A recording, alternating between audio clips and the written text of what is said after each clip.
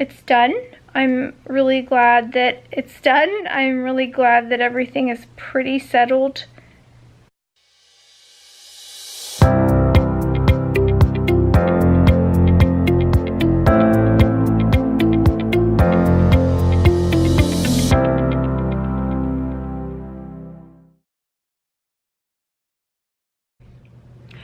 Okay, I am here for round 2, so we're gonna convert the G into a GJ, and it's all gonna go famously, and there's gonna be no side effects, and it's gonna be super great, and then I get to go home. That is what we're going for. I have met with all the anesthesia people, and they say that everything is under control this time. They know how bad everything went last time, so blah, blah, blah.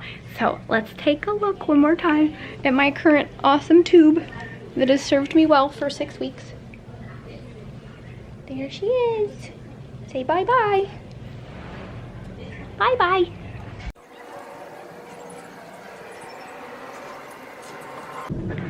Okay, I met with Dr. Lamis, and so he is my favorite guy.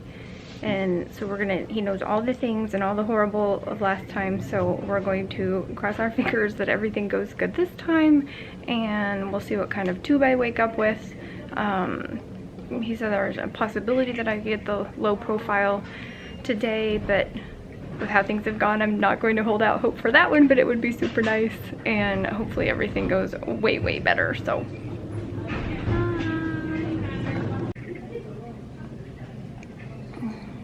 maybe because it's neck surgery, she didn't realize that I would need to go back there. what, to the recovery? Okay, the whole thing is sucked in. I can feel all of my abdomen contracted around the tube. Boop! It's so funny.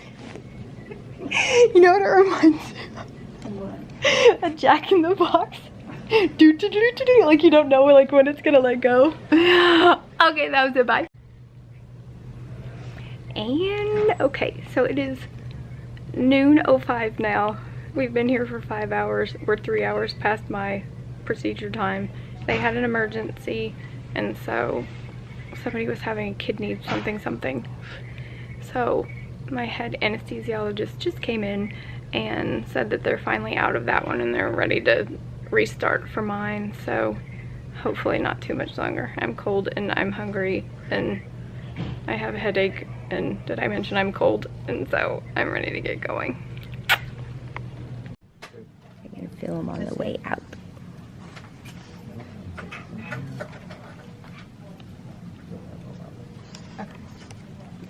It's a little shorter for you. Awesome.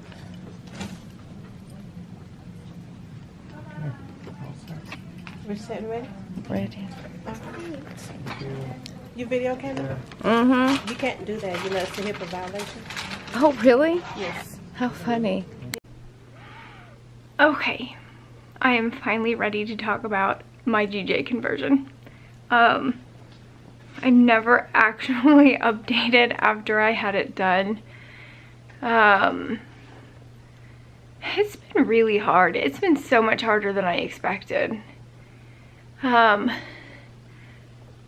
Okay, so they finally took me back.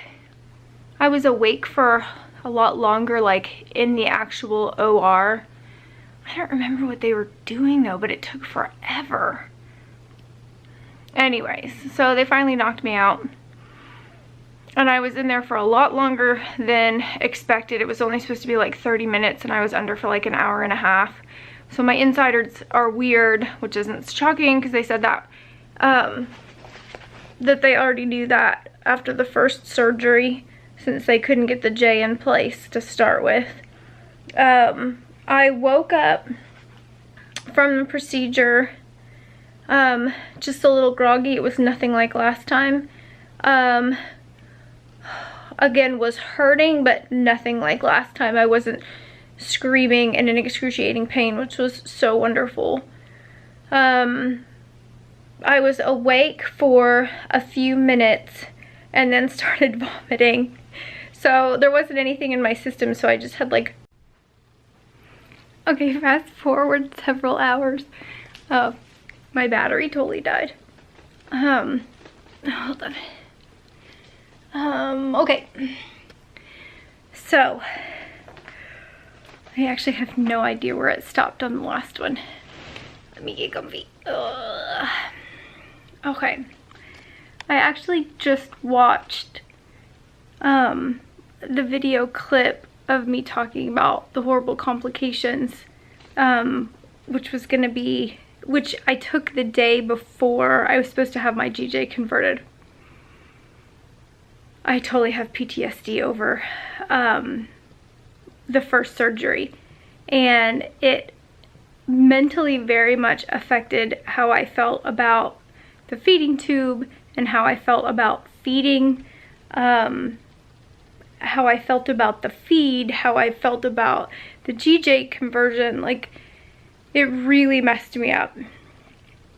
Thankfully, I am better now, but it took me until after the conversion, quite a bit after the conversion, 2 weeks, 3 weeks, for me to really have a come to Jesus and figure out what my problem was.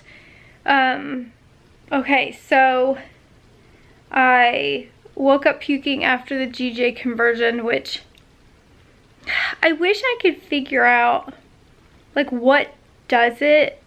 If it's a certain, like, they normally use the same type of anesthesia on me, so I can't blame the anesthesia for the problem. Like I totally woke up puking after that one. I woke up puking after my laparoscopic oophorectomy. I woke up puking after my tonsillectomy. But my hysterectomy, I didn't wake up puking. My G-tube placement, I didn't wake up puking after that one. I didn't wake up puking after either of my eye surgeries. Like, I just don't know. I don't know what does it, but I would love to stop, because, like, after you have abdominal surgery or throat surgery or anything else, like, literally the worst thing possible is to puke. Like, it's so awful. So anyways, I got the dry heaves for a good half an hour after that one. And I'm sitting there, and it was like when I woke up after the conversion, it was like I didn't want to move. I was so incredibly paranoid that I was going to do something wrong and it was going to trip all of the awful again. But then once I started puking, like, I had to sit up. There was, like, I'm not going to just, like, lay back and puke all over myself. So anyway, so I had to sit up, and so I'm grabbing onto the rails of the bed, like, to pull myself up, and my sweet nurse, he was trying to grab me Emmy bags, and so anyway, so I got sick and, like, you know, broke out in a horrible sweat while it's happening, and I was sore. Like, my stoma was sore, my abdomen was sore, my insides were sore. I could tell you exactly where the tube was, like, terminated on my left side, because I could feel it, like, on the inside. And I could tell even before they told me that I was under for a lot longer, not because of how I felt, like, foggy or whatnot, but how I felt on the inside. Like, I've always been hyper aware of my insides. And of course, you know, I've had so many doctors tell me, well, you shouldn't be aware of that. You shouldn't know what that is. You, whatever. Okay, sorry about your luck, but I'm super aware of it. And, we think it's just somehow I have overactive nerves, like, head to toe. So I get signals that I'm not supposed to, or most people don't know what it is or aware of whatnot. There's definitely been some times that I wish that I wasn't so aware, because it's more pain and more discomfort and whatnot. I don't think I saw one of the other interventional radiologists came in afterwards, and I know we had questions for him. At this point, I can't remember. Oh, I guess we were asking about low profile, like how long I had to wait, because I know in the other clip it's in there that I talked to Dr. Lamis and they were going to try to put a low profile in for me this time, but they didn't have the right size tube in stock. so it wasn't an option. Which is actually, I'm glad that it wasn't, so that I have like a regular peg still. And I guess it's just given me time to like get used to it. Oh my god, I yawn so much on these videos, it's so bad. I think it's because I wait until like I've done all the rest of my stuff and then I talk to you guys. Okay, so they had a hard time placing it. My insides are just weird, so they had to fight with everything to get the J portion of the tube like out of my stomach. That was the same problem they had during the first surgery. Like, they couldn't get it to get out of my stomach, but they kept working and they kept working because I needed that J place so bad. So they got it right. It's all good. It's still all good. And I am 4 weeks almost exactly. Actually, I am 4 weeks. 4 weeks yesterday, post conversion. Complications are better. I don't have the massive seizing on my left side anymore. I have, it hurts when I eat, like oral intake eat, and it hurts when I feed. It doesn't, sometimes it's really bad and sometimes it's tolerable. I've tried 2 kinds of feed. I've tried Osmolite 1.5, so every meal has 1.5 calories in it. But I'm having a hard time feeding at a high enough rate to totally sustain me on feeds. So I've been eating every day still. But I mean, obviously the goal is for me to be able to eat more, because I can still get more calories right now with food than I can with feed. So I've been feeding every day, like during the week, and then if I travel, I feed as well. And it's the other feed that I've tried is like Nutrin 1.5, Nutris 1.5. I'll put pictures in here so you can see which kind of feed that I'm trying. Both of them make me nauseous. I guess it surprises me how nauseous I'm still getting with the feeds. Like, I was hoping that it was going to be easier, that I would be less nauseous with the feed as opposed to like food, since it's going into my stomach. But I guess not shockingly, like I'm aware of all of it. And then I talked to my GI at one of the post-op appointments, and what was she talking about? She was saying brain fog. Oh my gosh, I can't believe I don't remember what I was going to tell you guys. Oh, I remember.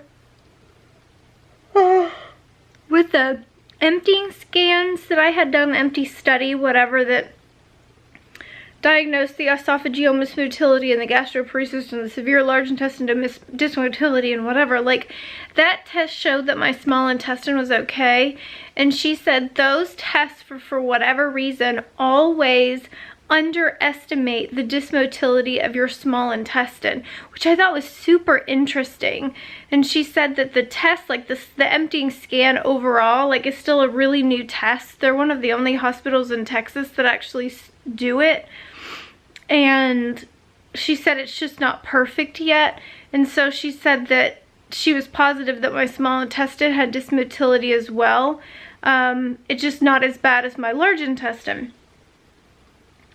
So with that information, once we finally talked about it, I guess it made more sense that I was still having trouble with the feeds because it's dumping it into my small intestine.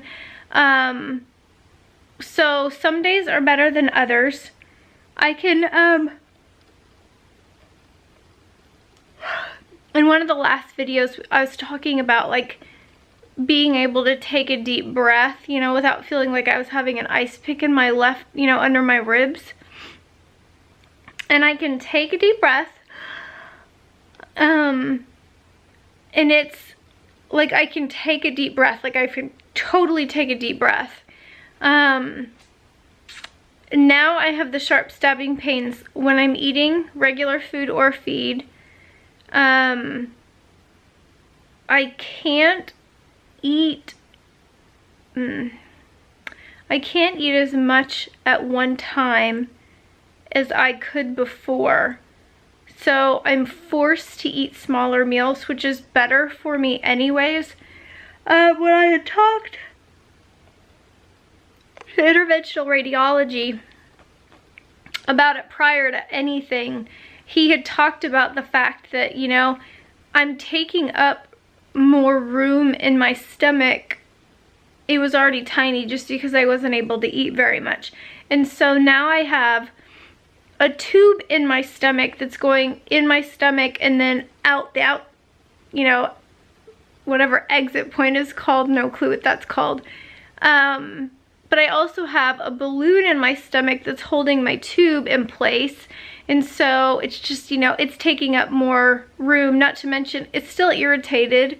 It took me a full 6 weeks after the G-tube surgery to feel anything close to back to my normal self. So I'm at 4 weeks post GJ conversion, and with how much I mentally had to get over the first surgery, I was still trying to mentally get okay with everything after this second surgery. So it took me between 2 and 3 weeks, like, it didn't sound nice, but to totally like hit rock bottom after the GJ conversion. It was like I was avoiding using the tube, even though I knew I needed to, even though I fought so hard to get it to try to help me. And I was just so messed up after the first surgery. And I was avoiding all of it, and it was almost like I was trying to prove them all wrong by eating like real food, like oral intake food, and making myself sick. And it was just like, oh lordy, it was bad. It was really bad. And I finally came to the conclusion, which I had come to before, but I was so certain I could like prove it wrong, that like I cannot eat like a normal person. I just can't.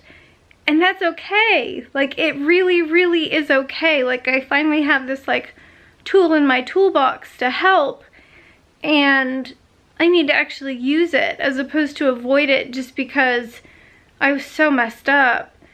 And so I eat small little meals, you know, that I can. If I can't eat and I don't feel like eating, then I run feeds. I'm still trying to find a feed that works for me, that doesn't make me like super nauseous and uncomfortable. So the other one, the 1.5, I was having a lot of trouble with it, and I was super, super nauseous, but I ended up having kidney problems, and so I'm not certain if it was just the kidney problems that was causing all of the issues, or if it was the feed that was causing a problem, the first one or the second one, or both, and I just haven't found one that's going to be like super good for me yet. It has been a struggle, I will not even lie. Like, it has been so much harder than I expected it to be. I'm very glad I'm past what I think is the most poopy parts. Oh, here, hold on. Let me do it this way first. Nope. Let me do it a different way. Arrgh. Okay, let's go in the bathroom and I'll show you all the awesome. Okay.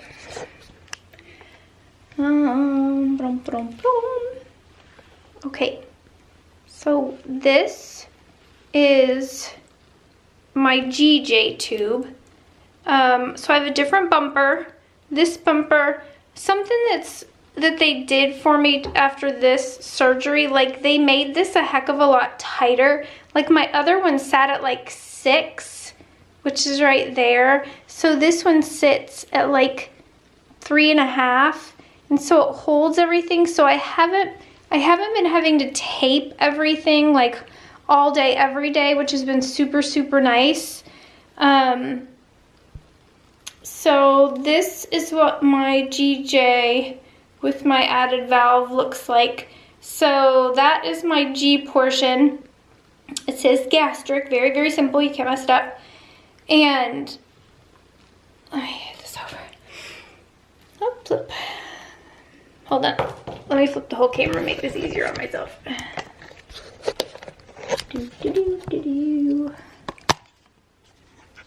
Hi. There's my gastric port, so I can just open this up and I can drain the contents of my stomach. If I get really sick during the day, I can drain it. If I get really sick at night, I can drain it. I almost always drain it in the morning because I'm so nauseous in the morning. And it's interesting that there's normally hardly anything in my stomach like after, you know, however long at night. And so I'll drain a little bit of whatever's in there, and then it actually like vents, which I thought was interesting. And I mean, I can still burp and all of that, but the venting, it really helps. It really makes my stomach feel better.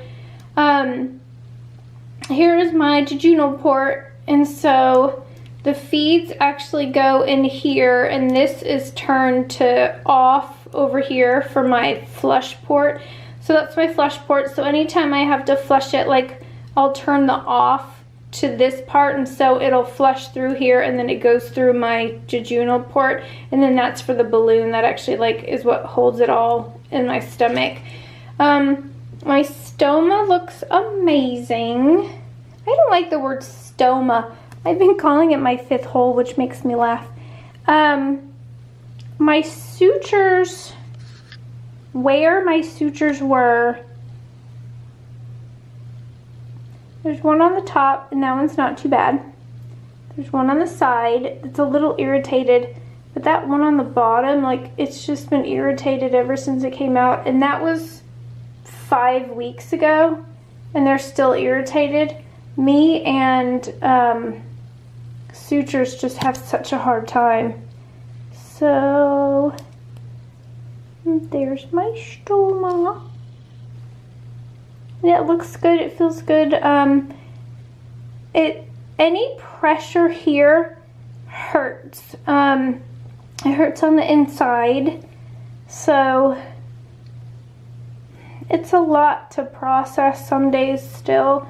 I've got pretty bad pain over here. When I'm still wearing pain patches pretty much every day. So when my stomach's really bad, I'll cut it in half, and I'll put one here, and then I'll put one like around my side, back there. So it's working. I've talked to GI, and we talked about a low profile tube. And I mean, obviously I'll have to go through another procedure to have a low profile done, which is not what I want to do at the moment. My poor body's gotta have a break. Oh man. Let me touch on sleeping real quick before I forget. Okay, I'm a stomach sleeper. I've always been a stomach sleeper, so I haven't slept on my stomach since prior to the G placement. So it's been a really long time. My sleep is shit. It's been shit for so long. so I can't say that any of this has anything to do with it.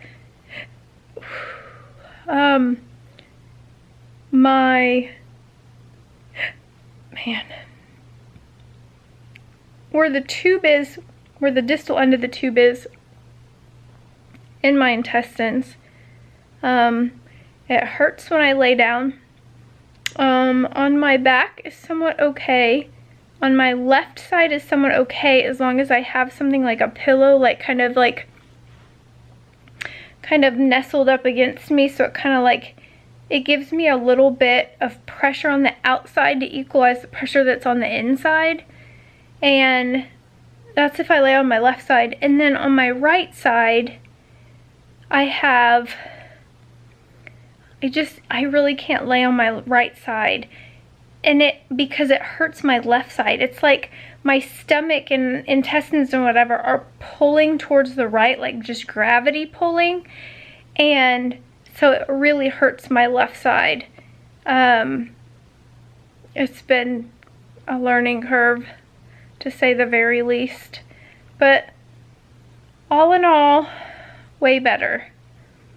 So I'm hoping in another couple weeks or so, things will be a little bit more settled and my insides will be a little bit more used to things. I'm gonna wait until at least March to even think about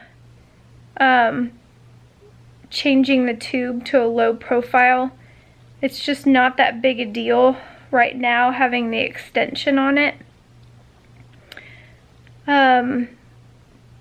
And I'm wicked vain, and so I really thought that I was going to be like chomping at the bit to get the low profile put in, but the surgeries were so hard on me and my body has been through so much. Like, I'm good right now and I'm just going to kind of let it be and hope that things level out a little bit more, and then go from there, and we'll figure out what we need to do. So it's done. I'm really glad that it's done. I'm really glad that everything is pretty settled. And the pain patches are getting me through. I've got a consult with pain management end of January. So I'm hoping I won't need them at that point, but I have a feeling I'm going to need them at that point. And like heavy narcotics and drugs and any of that stuff, all that's going to do is make me oogie, so it's harder for me to work. It's not safe for me to drive. And anything that's like that, that's like super strong enough that I'll actually get some help off of it, slows down my large intestine even more, which is not the kind of help I need. So I'm really hoping they have some other ideas. GI had talked about a TENS unit and some other stuff. So we'll see how it goes. I'll keep you posted. I'll take you along with my awesome adventures. So today is actually the 1st of January. So I wish all of you a happy new year and hope that this year is way better than last. So if you like the video, give it a like and subscribe below, and I'll keep y'all posted. So bye.